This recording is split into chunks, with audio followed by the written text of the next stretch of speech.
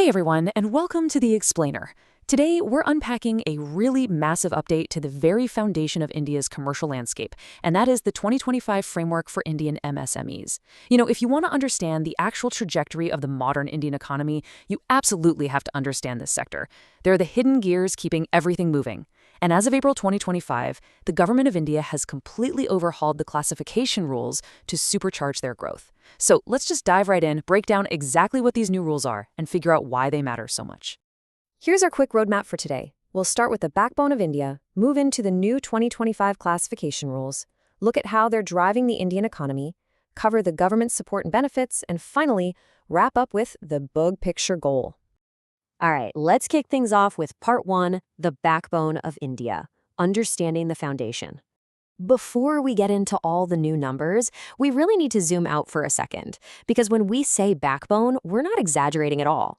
MSMEs are literally the second largest employer in India, second only to agriculture. We're talking about millions and millions of livelihoods here. These businesses provide absolutely vital opportunities for both skilled and unskilled labor, and they are the core engine driving inclusive, sustainable growth, heavily concentrated in rural and semi-urban areas. Moving right along to Section 2, the 2025 classification rules, and the math behind the growth. Okay, so this is where we get into the exact policy updates, and the crucial point you have to remember is the composite criterion. Under the new 2025 rules, classification is no longer just about one single metric. An enterprise has to meet both the investment limit in plant and machinery and the annual turnover limit. That word "and" is literally the most powerful word here. If you exceed the limit in either of those categories, boom, you automatically move up to the next bracket. Let's look at the actual breakdown. This is the new mathematical reality for these businesses. So, for a micro-enterprise, your investment limit is up to 2.5 crore rupees, and your turnover limit is up to 10 crore rupees. Now, step it up to a small enterprise. The investment limit jumps up to 25 crore, and turnover goes up to 100 crore.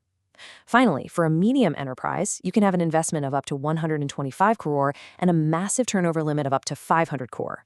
But remember that composite rule we just talked about. To be classified as small, for instance, you absolutely have to stay under 25 crore in investment and under 100 crore in turnover. Okay, now here is the hidden perk, and honestly, this is the absolute aha moment of the whole 2025 framework. When you calculate that annual turnover, exports of goods or services are entirely excluded, completely left out. Plus, your investment is just based on the written down value from your previous year's tax return. But that export exclusion, that essentially gives businesses a free pass to sell as much as they possibly want internationally without it forcing them into a higher classification bracket. It's huge. That brings us to Section 3, driving the Indian economy, the engine of the country. Let's zoom out from the granular math for a second and look at the real macroeconomic stakes here, 30%. Let that number sink in. This single figure represents a monumental economic footprint. MSMEs contribute over 30% to India's total GDP. They're the fundamental drivers of industrial output.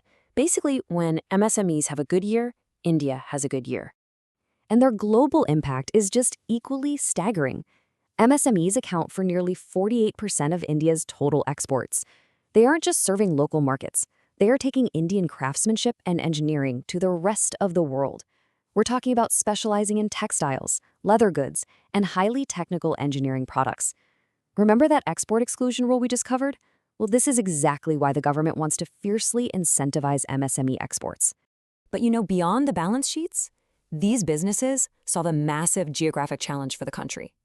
They counteract the over-concentration of industry in major urban hubs.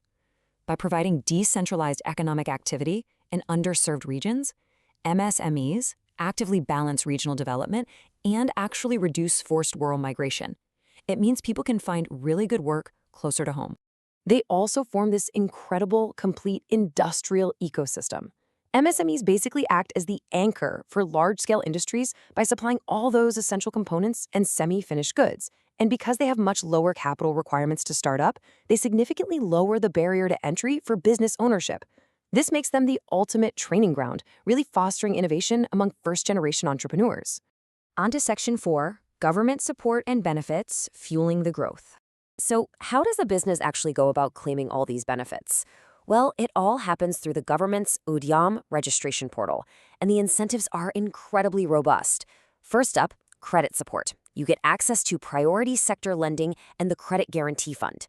Then, financial benefits. We're talking interest subvention on loans, tax exemptions, and really crucial legal protection against delayed payments.